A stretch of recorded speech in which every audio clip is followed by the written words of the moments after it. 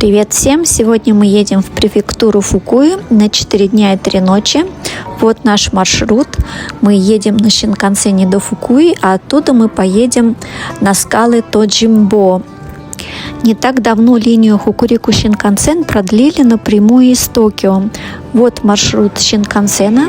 Едем мы из Токио до Фукуи. Ехать где-то 3 часа.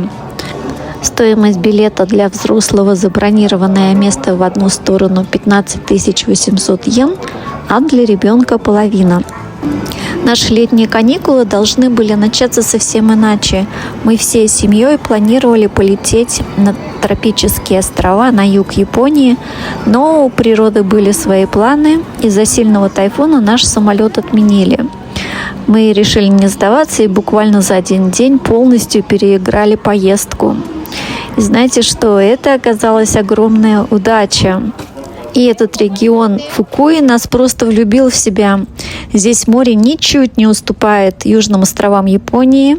Есть древнейшие дзен-храмы, гигантский музей динозавров и невероятная природа. И еще много-много всего. Я покажу вам позже. Настоящая сказочная Япония без толп туристов. Путешествовать на Шинкансене – это отдельное удовольствие, ведь перед дорогой на станции Токио мы обязательно покупаем вкуснейшие поездные обеды – экибен. Есть их, глядя на пролетающие за окном пейзажи, наша семейная традиция. И посмотрите, какие они аппетитные. Даже на видео выглядит очень вкусно. А дочка купила себе экибен, вот этот ланч, вот видите, в стиле куроми, это такой герой мультфильмов, тоже у них очень известный. Очень было вкусно, и там и овощи, и морепродукты, вот у дочки еще там котлетка и омлет. В общем, все нам очень понравилось. Правда, мужу и сыну пришлось сидеть в разных местах, потому что мы покупали билеты за день, и все билеты были распроданы. Нам с дочкой повезло сесть рядом. Сейчас праздники Убон в августе. Это очень насыщенный период. Все шинкансены распроданы. Мы хотели поехать на раннем шинкансене, но билетов не было. И вот мы на 11:24 взяли билет. А сейчас я вам покажу туалет. Здесь очень чисто, удобно, красиво. Вот это женский туалет. И вот здесь есть место, столик для менять подгузники деткам. Стульчик тоже есть. Вот зеркала. Потом здесь смывается все автоматически. Вот вы кладете на синенькую сюда руку, и туалет смывается. Потом подмывка, подсушка. А вот сюда можно выбрасывать подгузники и прокладки. Вот очень чистенько все. А вот это здесь карта для слепых. Вот такой вот здесь удобный туалет. Я всегда восхищаюсь чистотой, новизной. Многие, кто приезжает в Японию, даже не слышали про Фукуи. Префектура Фукуи находится на острове Хоншю, прямо на побережье Японского моря, чуть севернее Киото. Фукуи – мировая столица палеонтологии. Именно здесь нашли больше всего останков динозавров в Японии. Здесь можно везде увидеть фигурки динозавров, и на станции, и везде. И сейчас мы подъедем к станции, и я вам покажу. Также около 95% всех японских оправ для очков производится именно в Фукуи, в городе Сабае. Это столица ремесел и высочайшего качества. И вот мы приехали на станцию Фукуи, но еще сейчас вам немножко расскажу про эту префектуру. Фукуи регулярно занимает первые места в рейтингах самых счастливых префектур Японии, благодаря высокому уровню жизни, чистому воздуху, долголетию местных жителей и стабильности. Также Фукуи – это крабовый рай. Это место паломничества для гурманов. Местный краб Эчизен Гани считается императорским деликатесом и стоит очень дорого. Ради него зимой сюда съезжается вся Япония. И сейчас я вам покажу первого динозавра, который нас встретил. На станции Фукуи мы заранее забронировали аренду машины. Сейчас мы пойдем за ней. Стоило это нам 30 тысяч йен на 4 дня и еще плюс бензин. Дальше мы поедем к знаменитым базальтовым скалам Тоджимбо, потом в очень милое кафе и потом в гостиницу. Тут на станции очень удобно. Нас ждал приятный сюрприз. Прямо внутри вокзала открыт огромный сувенирный комплекс. Вот мы в него сейчас зайдем. Дело в том, что на обратной дороге у нас не будет времени заснять этот комплекс, поэтому я вам показываю сейчас. Тут и уютные кафе, и море местных сладостей, и подарки с тематикой динозавров. Здесь очень вкусные были пудинги, потом рыба здесь скумбрия, тоже очень известная. Мы брали суши из нее, очень были вкусные. В общем, и сладости были вкусные. Очень удобно, можно перекусить или закупиться сувенирами сразу по прибытии или перед обратной дорогой. Я советую всем, если вы сюда приедете, не покупайте сувениры где-нибудь в разных местах, а прямо вот здесь. Здесь все есть. От разных точек, и про динозавров, и про рыбу, и про чай, и про сладости. В общем, можно здесь все купить сразу около станции. Пару слов хочу добавить про легендарные суши из скумбрии. История кулинарии Фукуи напрямую связана с понятием саба кайджо. Это называется путь скумбрии. В древности из портов Вакаса и Эчизен, здесь это в древности так называлась эта местность. В древности территории современной Фукуи делились на две провинции – Эчизен на севере и Вакаса на юге. Гонцы несли свежую и слегка засоленную скумбрию пешком в Киото. Путь занимал около суток, и за это время рыба идеальным образом просаливалась. То есть скумбрия была очень популярна у императора и местной знати в Киото, и поэтому здесь специально проделали путь скумбрии. Очень интересно так. Еще здесь есть якисаба дзуши. Это в Фукуи придумали запекать филе скумбрии на углях и укладывать его на плотный рис для суши с кусочками маринованного имбиря и листьями шисо. Это один из самых популярных и вкусных экибенов, вокзальных бенто во всей Японии. И мы тоже на обратном пути купили экибен, ланч, вот этот бенто суши именно из этих якисаба дзуши, запеченное филе скумбрии на углях и рис с кусочками маринованного имбиря. Очень было вкусно. Вот, кстати, эти бенто из скумбрии.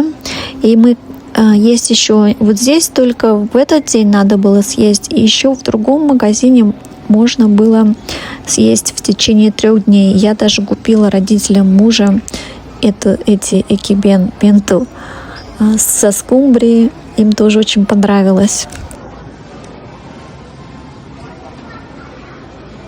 И вот сейчас мы направляемся за машиной, и я вам покажу станцию снаружи. Здесь кругом динозавры, такие милые, и есть даже, которые двигаются и рычат. Сейчас будет дальше. Еще я вам забыла сказать, что здесь есть тоже очень красивые пляжи. По красоте воды пляжи могут смело конкурировать с тропическими островами. И это будет тоже дальше в моих видео. И еще здесь тоже есть известные горячие источники. Они называются Уара Онсен. И вот наша первая гостиница как раз находится на зоне этих горячих источников. И все гостиницы, в которых мы останавливались, они тоже были с горячими источниками.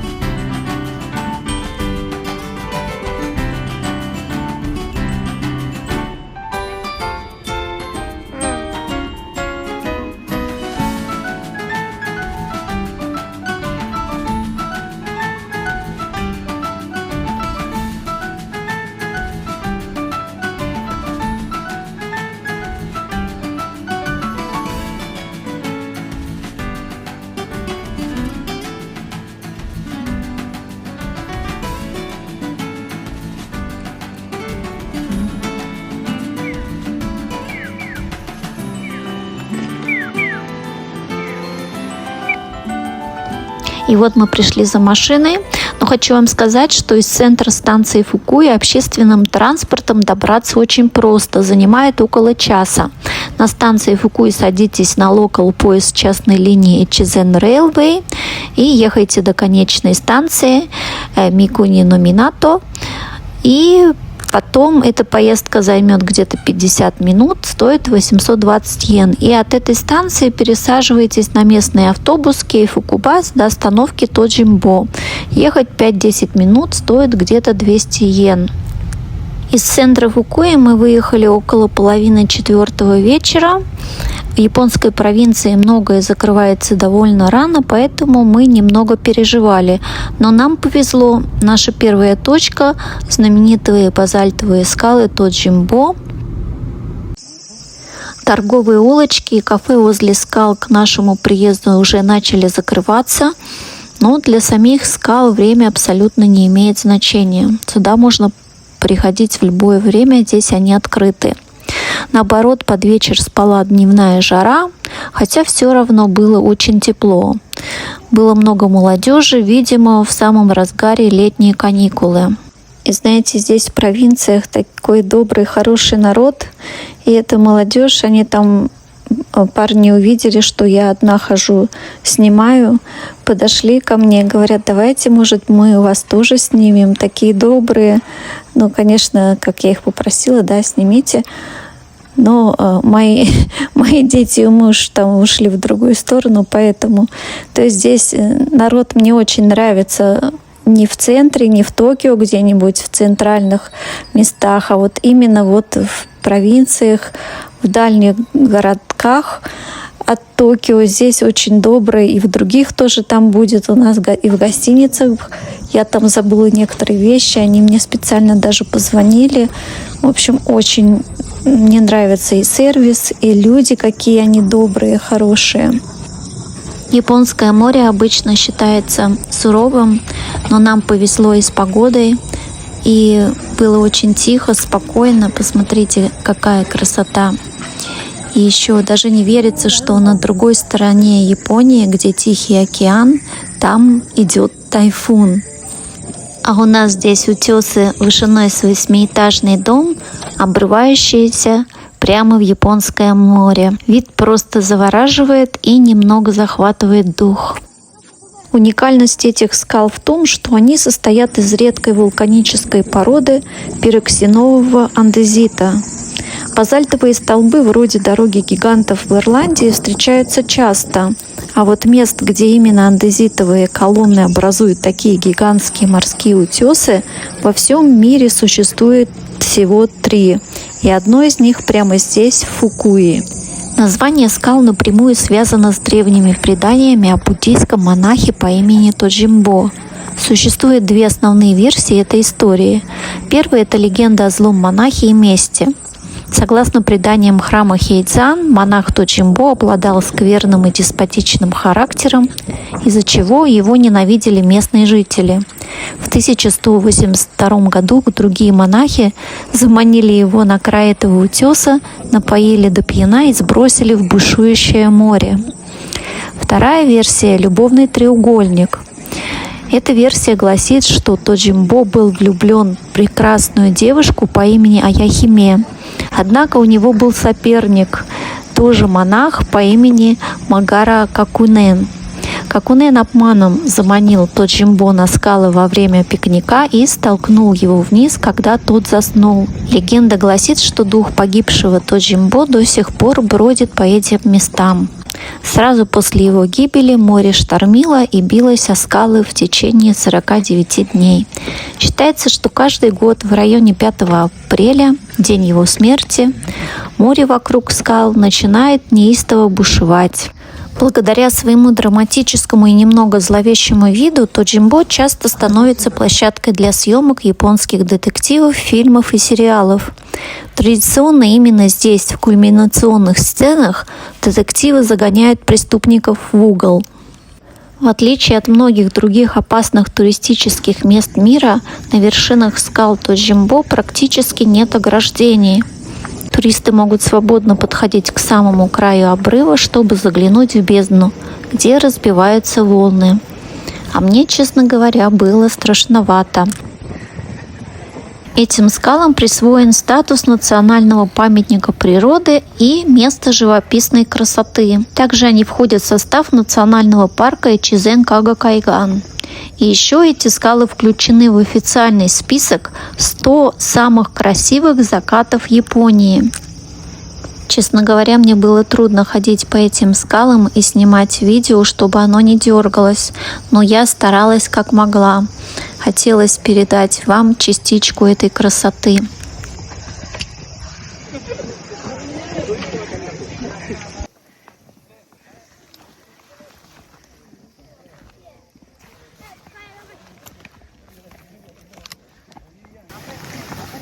Посмотрите на эти ровные грани. Кажется, что эти каменные колонны вырубили люди или инопланетяне, но на самом деле это чистая физика и застывшая миллионы лет назад лава. Настоящий природный феномен, которых на Земле всего 3 штуки.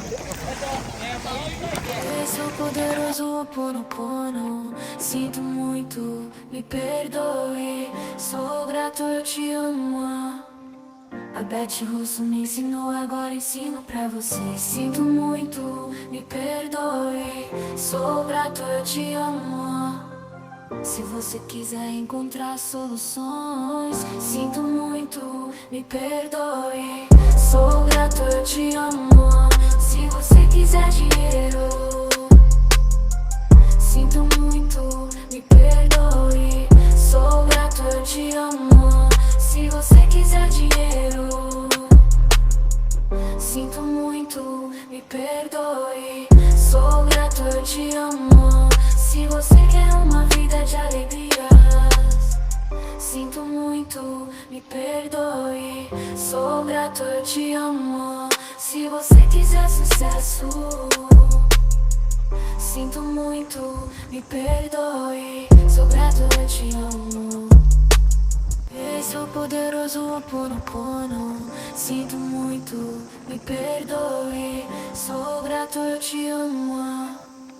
A Beth Russo me ensinou, agora ensino pra você. Sinto muito, me perdoe. Sou grato, eu te amo.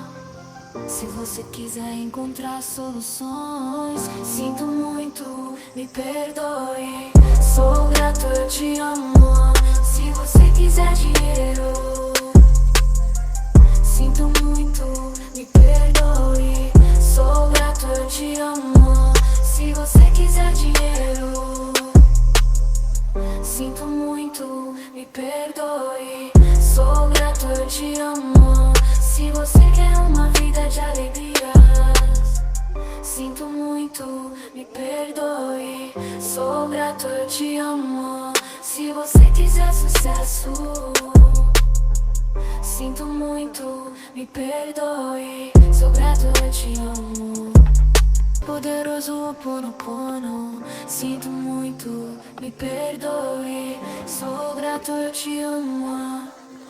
A Beth Russo me ensinou, agora ensino pra você. Sinto muito, me perdoe. Sou grato, eu te amo. Se você quiser encontrar soluções, sinto muito, me perdoe. Sou grato, eu te amo. Se você quiser dinheiro, sinto muito, me perdoe. Sou grato, eu te amo. Se você quiser dinheiro,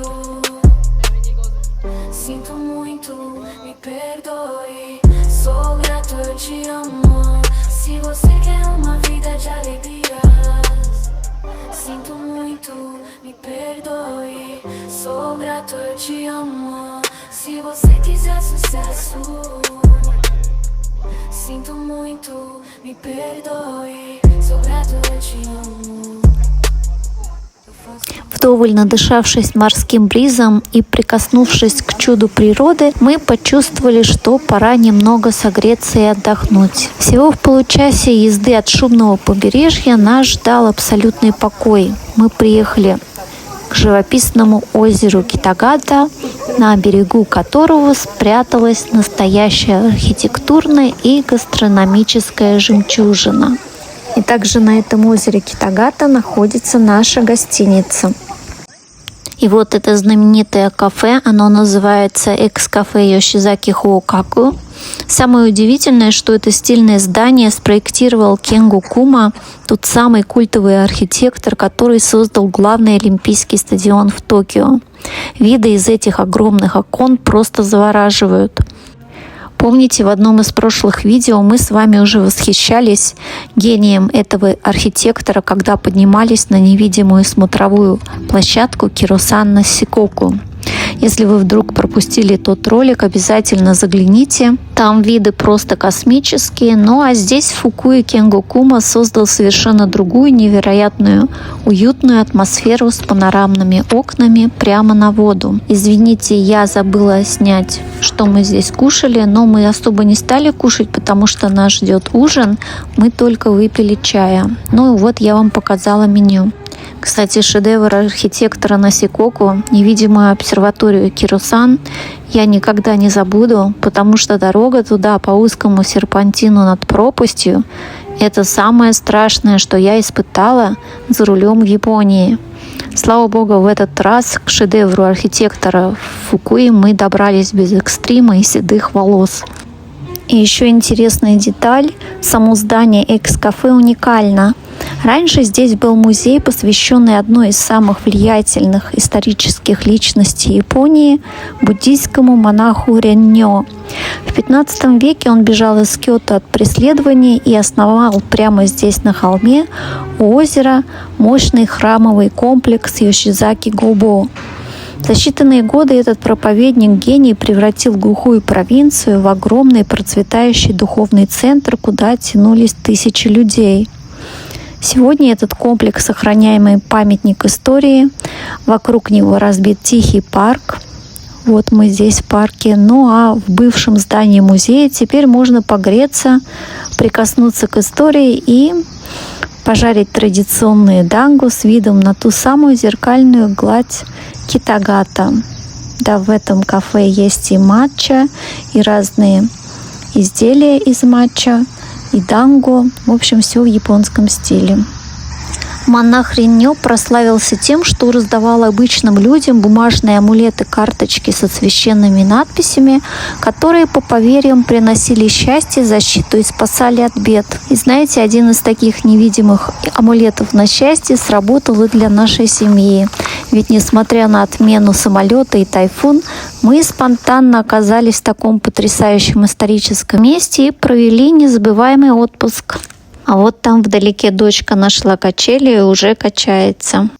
Буквально в 2 шагах от кафе, 5 минут на машине, прямо на этом же озере находится и наша уютная гостиница Хана Юрари с традиционными горячими источниками, где мы и провели эту ночь. Наше спонтанное путешествие в Фукуи началось просто идеально. А вот здесь еще небольшой торговый центр. Здесь есть ресторан, но он, к сожалению, уже был закрыт. Но вот еще много разных сувениров с этой префектуры. В следующем видео мы покажем вам подробный обзор нашей гостиницы, а потом отправимся на сказочный пляж Суишо-Хама. После пляжа мы поднимемся на головокружительную смотровую площадку над 5 озерами Миката. Называется Миката-Гоку. А потом добавим экстрима и отправимся всей семьей в огромный лесной веревочный парк Tree Picnic Adventure Кеда. Подписывайтесь на канал, чтобы не пропустить продолжение нашего семейного отпуска. Ставьте лайки и пишите в комментариях, захотелось ли вам тоже Фукуи. Я ставлю влоги про Японию каждую неделю. До встречи в следующей серии. Всего доброго. Пока-пока.